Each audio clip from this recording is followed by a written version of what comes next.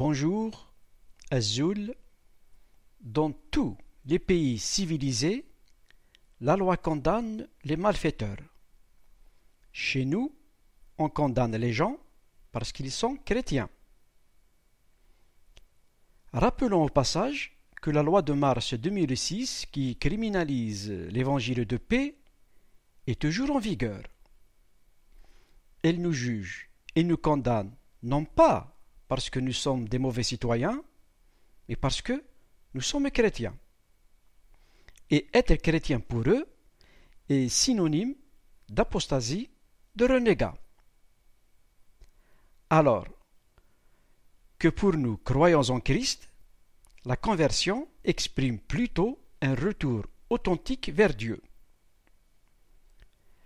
Pour résoudre alors cette contradiction apparente, posons-nous alors au départ 7 bonnes questions. 1. Qu'est-ce que la conversion? 2. Qu'est-ce qu'un chrétien? 3. Qu'est-ce qu'une église? 4. L'évangile est-il un message universel? 5. Christ est-il vraiment l'unique sauveur? 6. La Bible a-t-elle prédit un autre sauveur après le Christ? 7. Christ peut-il intercéder en notre faveur au jour du jugement dernier? Première question. Qu'est-ce que la conversion? Selon le nouveau dictionnaire biblique, la conversion, se convertir, du grec épistrophé, c'est l'action de se retourner, se tourner vers. Mais se tourner vers qui? Se demande peut-être le musulman sincère. Eh bien, vers Dieu, répond la Bible. Par exemple, dans Actes 26-20, version second 21, l'apôtre Paul dit: J'ai annoncé qu'ils devaient se repentir et se tourner vers Dieu en adoptant une manière d'agir qui confirme leur changement d'attitude. Donc, l'apôtre Paul a prêché la nécessité de la repentance, de la conversion à Dieu. Et selon Larousse, la repentance, c'est le regret douloureux de ses péchés. Mais au sens où la Bible l'entend, la repentance n'est pas un simple sentiment, mais un acte. Elle était la prédication de Jean-Baptiste, lire Matthieu 3,2 et Marc 1,15. Mais aussi de Jésus, lire Matthieu 4,17, Luc 13,3. Elle était également celle des 12 apôtres et de Pierre en particulier, lire Actes 2,38, Marc 6,12 et Actes 3,19. Elle est une condition essentielle pour le salut, et elle s'adresse à tous les hommes, juifs et non-juifs. Lire Actes 20-21, Actes 26-20 et Actes 17-30. Conclusion: la conversion, c'est l'action libre d'une personne qui se détourne de la transgression des lois divines. Autrement dit, la conversion n'est pas un changement de camp, comme le pensent les musulmans, mais un changement de l'attitude de notre cœur. Alors, il est clair, l'argument d'apostat ou bien de renégat ne tient pas la route. Il faut donc aller chercher le problème ailleurs et non chez nous. Abordons maintenant la deuxième question. Qu'est-ce qu'un chrétien? Le mot chrétien n'apparaît que 3 fois dans la Bible. L'étymologie du mot chrétien, il vient du Christ. Ce mot exprime alors le comportement des disciples de Christ, c'est-à-dire leur comportement reflétait ceux de Christ. Mais si le mot chrétien est cité que 3 fois, le terme disciple revient plus de 200 fois. Alors, qu'est-ce qu'un disciple? Un disciple de Christ est celui qui renonce à sa vie mondaine. Jésus dit dans Luc 9,62, celui qui se met à labourer, puis regarde vers l'arrière, est inutilisable dans le royaume de Dieu. Ensuite, un disciple de Christ est celui qui met en pratique l'enseignement du Christ. Dans Jean 8, 31, version second 21, Jésus dit: Si vous demeurez dans ma parole, vous êtes vraiment mes disciples. Vous connaîtrez la vérité, et la vérité vous rendra libre. Puis, 1 Timothée 4,16 nous dit: Un disciple de Christ est celui qui veille sur son enseignement et qui persévère dans ces choses. Ensuite, un disciple de Christ est celui qui se nourrit aussi de la parole inspirée de Dieu. Nous lisons dans Matthieu 4,4: L'homme ne vivra pas de pain seulement, mais de toute parole qui sort de la bouche de Dieu. Un disciple de Christ est celui qui est appelé aussi à croître dans sa vie spirituelle. Nous lisons dans 1 Pierre 2,2, version Osterwald: Désirez avec ardeur, comme des enfants nouvellement nés, le lait spirituel et pur, afin que vous croissiez par son moyen. L'expression « le lait spirituel » se réfère à la parole inspirée de Dieu que le Saint-Esprit communique aux disciples de Christ par le moyen de l'inspiration et par la méditation. Et pour terminer, le disciple de Christ est un croyant non violent. Nous lisons dans Galates 5,14, version second 21, En effet, toute la loi est accomplie dans cette seule parole: Tu aimeras ton prochain comme toi-même. L'Évangile n'incite donc pas le disciple de Christ à la haine. Il ne porte pas non plus atteinte à la vie, puisque c'est à l'amour dans la foi qu'il aura pour les autres qu'on reconnaît un vrai disciple de Christ, puisque l'amour est le plus grand de tous les commandements. Lire également Matthieu 22, 36. Nous lisons aussi dans Romains 13, 10, version second 21, L'amour ne fait pas de mal au prochain. L'amour est donc l'accomplissement de la loi. La version Le Semeur traduit: Celui qui aime ne cause aucun mal à son prochain. Aimer son prochain, c'est donc accomplir toute la loi. Rappelons que dans la Nouvelle Alliance, ou bien dans le Nouveau Testament, le disciple de Christ relève de la loi nouvelle, appelée loi d'amour, parce qu'elle fait agir par l'amour qui infuse l'Esprit Saint plutôt que par la crainte. C'est aussi une loi de grâce, parce qu'elle confère la force de la grâce pour agir. Elle est également une loi de liberté, car elle nous libère des observances rituelles et juridiques de la loi ancienne, c'est-à-dire l'Ancien Testament, et nous incline à agir spontanément sous l'impulsion de la charité, et nous fait passer de la condition du serviteur, qui ignore ce que fait son maître, à celle d'ami du Christ. Dans Jean 15,15, Jésus dit: Je ne vous appelle plus serviteur, parce que le serviteur ne sait pas ce que fait son maître, mais je vous ai appelé ami, parce que je vous ai fait connaître tout ce que j'ai appris de mon Père. Ou bien encore, à la condition d'héritier. Ainsi, tu n'es plus esclave, mais fils, et si tu es fils, tu es aussi héritier par la grâce de Dieu. Lire Galates 4,7. Conclusion: selon la Bible, la foi en Christ, ou bien la foi chrétienne, ne consiste pas à empêcher d'autres à suivre un autre chemin. En d'autres termes, elle ne consiste pas à empêcher les autres à suivre l'islam. Alors, pourquoi on nous accuse gratuitement de tous les maux? Dès lors que le message évangélique exhorte seulement le croyant en Christ à s'occuper de sa vie intérieure, qui est d'ailleurs un bien-être universel offert à toute l'humanité. Abordons maintenant la troisième question. Qu'est-ce qu'une église selon la Bible? Dans la Bible, le terme église ne désigne jamais un bâtiment, ni un lieu de culte quelconque. Le terme église nous vient du grec, ecclésia, signifie assemblée, appelée or.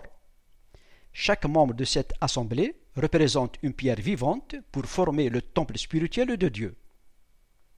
À titre d'exemple, citons 3 versets. Le premier: Le Seigneur du ciel et de la terre n'habite pas dans des temples faits par les mains des hommes. Lire Actes 17, 24. Le deuxième: car nous sommes le temple du Dieu vivant. Lire 2 Corinthiens 6,16. Le troisième, et vous-même, comme des pierres vivantes, rendez-vous pour former une maison spirituelle. Lire 1 Pierre 2,5. Ainsi, selon ces trois versets, il est clair que la présence de l'Esprit de Dieu est beaucoup plus indispensable et utile dans un cœur de chair que dans un immeuble en pierre. Mais loin de nous la pensée qui consiste à maudire les temples. Nous voulons simplement affirmer, dans la Nouvelle Alliance, il n'est pas forcément un ordre divin de bâtir un lieu de culte sous forme bien définie pour le désigner ensuite comme un lieu de culte officiel et reconnu par Dieu. C'est une erreur de penser ainsi. Un culte doit avoir lieu dans tous les endroits accessibles. Dieu est esprit et il faut que ceux qui l'adorent par l'esprit et en vérité. Lire Jean 4,24, version Le Semeur. Justement, à propos des lieux de culte, rappelons au passage que la loi de Mars 2006 ne permet pas aux chrétiens de se réunir chez eux, dans leur propre foyer, pour rendre un culte spirituel que Dieu a agréé. Cette loi reflète en quelque sorte un état de siège spirituel. Maintenant, abordons la quatrième question. L'Évangile est-il un message universel? Les musulmans sont convaincus que l'Évangile est révélé uniquement aux Juifs. Pourtant, ce n'est pas ce que rapporte l'Évangile. Dans Matthieu 28,19, version second 21, Jésus dit « Allez donc, faites de toutes les nations des disciples, baptisez-les au nom du Père, du Fils et du Saint-Esprit, et enseignez-leur à mettre en pratique tout ce que je vous ai prescrit. » Bien entendu, cela ne signifie pas que tout le monde se convertira. Mais cela signifie que ces disciples ont reçu l'ordre d'enseigner le baptême comme un commandement auquel il faut se soumettre. Mais l'ordre de leur mission ne se limite pas uniquement à l'évangélisation, mais aussi à obéir au message de Jésus-Christ, c'est-à-dire au commandement inspiré contenu dans le Nouveau Testament. Avant son ascension, Jésus s'adresse à ses apôtres et il leur dit « Mais vous recevrez une puissance lorsque le Saint-Esprit viendra sur vous, et vous serez mes témoins à Jérusalem, dans toute la Judée, dans la Samarie et jusqu'aux extrémités de la terre. » Lire Actes 1,8. Christ a donc parlé des extrémités de la terre. La version Le Semeur traduit jusqu'au bout du monde. L'Évangile ne s'adresse donc pas à un peuple, mais à tous les peuples. Nous lisons également dans Tite 2,11 « Car Dieu a révélé sa grâce source de salut pour tous les hommes. » Tous les hommes, c'est-à-dire toute l'humanité sans exception. C'est-à-dire, l'Évangile s'adresse aussi aux Arabes, aux Berbères, aux Américains, aux Juifs, aux Européens, etc. Or, selon les musulmans, le message coranique est universel. Dans ce cas, il y a un sérieux problème. Le Coran ne fournit pas assez d'arguments cohérents au sujet de ce salut universel, alors que la Bible fait de ce salut un sujet essentiel, universel. Dans Jean 11,25, version second 21, Jésus dit « C'est moi qui suis la résurrection et la vie. Celui qui croit en moi vivra même s'il meurt. » Même s'il meurt, c'est-à-dire même s'il meurt ici-bas sur terre. On ne doit pas prendre ces choses à la légère. C'est notre âme qui est en jeu dans le delà. Alors à chacun d'agir en son âme et conscience. Abordons maintenant la cinquième question. Le Christ Jésus est-il vraiment l'unique sauveur? Bien sûr que oui. La Bible affirme clairement et à plusieurs reprises que le Christ est le sauveur. En voici trois exemples. Le premier, c'est l'affirmation claire et nette de l'ange de Dieu. Aujourd'hui, dans la ville de David, il vous est né un sauveur, qui est le Christ, le Seigneur. Lire Luc 2:11. Le deuxième, Jésus confirme sa mission. Je suis venu non pour juger le monde, mais pour le sauver. Lire Jean 12, 47, version second 21. Le troisième, dans Jean 19, Jésus ajoute ceci. Moi, je suis la porte. Si quelqu'un entre par moi, il sera sauvé. Comment peut-on alors traiter les gens de renégats d'apostats, alors que Dieu leur offre gratuitement le salut et la vie éternelle en Jésus-Christ? Ce n'est pas du tout sérieux de la part des musulmans. Il n'y a qu'un seul Dieu, et ce Dieu ne ment pas, n'est-ce pas? Maintenant abordons la sixième question. La Bible a-t-elle prédit un autre sauveur après le Christ? Eh bien, la réponse est un non catégorique. La Bible affirme clairement que le Christ est l'unique sauveur. Nous lisons ceci dans Actes 4:12. Le salut ne se trouve en aucun autre, car il y a sous le ciel aucun autre nom donné parmi les hommes par lequel nous devons être sauvés. Alors, puisqu'il n'y a aucun autre nom donné parmi les hommes par lequel nous devons être sauvés, il est donc clair que Jésus-Christ est l'unique sauveur. Mais les commentateurs musulmans ont décidé autrement. Abordons maintenant la septième question. Christ peut-il intercéder en notre faveur au jour du jugement dernier? S'il est l'unique sauveur envoyé par Dieu sur terre, il devrait aussi être l'unique intercesseur en présence de Dieu au ciel. C'est logique. Nous lisons par exemple dans Romains 8:34, qui accusera les élus de Dieu? Dieu est celui qui justifie. Qui les condamnera? Le Christ Jésus est celui qui est mort, bien plus il est ressuscité, il est à la droite de Dieu et intercède pour nous. Hébreux 7:25 ajoute ceci. C'est pour cela aussi qu'il peut sauver parfaitement ceux qui s'approchent de Dieu par lui, c'est-à-dire par Jésus-Christ, étant toujours vivants pour intercéder en leur faveur. Résumons-nous. La conversion, c'est l'action libre d'une personne qui se détourne de la transgression des lois divines. Le salut se trouve uniquement en Jésus-Christ. C'est lui seul qui intercède au jour du jugement dernier en notre faveur. La Bible est donc claire, et ce qui est clair ne produit pas de désordre, mais c'est ce qui n'est pas clair qui produit le désordre. Alors, les musulmans devraient donc chercher la racine du problème chez eux et non chez nous. Je vous laisse alors dans la paix du Seigneur.